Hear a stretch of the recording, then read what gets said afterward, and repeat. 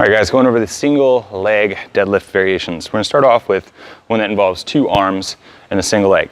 Now before we go into these single leg exercises, we need to make sure that we have the ability and the control to do a traditional, conventional deadlift where our feet are both underneath our hips. Now, maintaining a nice flat back and that hinge of the hips is really critical and crucial for this next component.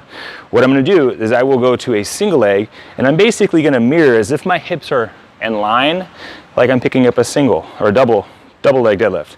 So finding your foot in the center of the bar, hinging down, bending that back leg, grab the barbell and stand. At the top, we're squeezing the butt, nice and even, hinge down, good control, tap and go. Now, the next modification would be a way more challenging one that's gonna tax the whole system out and your balance at a much higher level. Single arm with the opposite single leg deadlift. So starting off, I like to think about having the weight just out in front of my standing leg. My opposite arm is gonna cross over.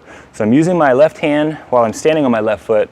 My left hand is my counterweight as I stand. I'm not gonna actually put this foot down, but I do wanna open my hip up all the way at the top. Hinging back down, tap just in front. Now don't confuse this with an RDL where we're gonna stay straight through the hip. We wanna think about using that whole leg, so bending the knee and then standing up at the top. Now as we go through this exercise, focus on keeping the shoulder nice and stacked, nice and tight, and let no slack in between. What I mean by slack is when I go to pick up, is losing that activation through that mid back. So remember, core through extremities.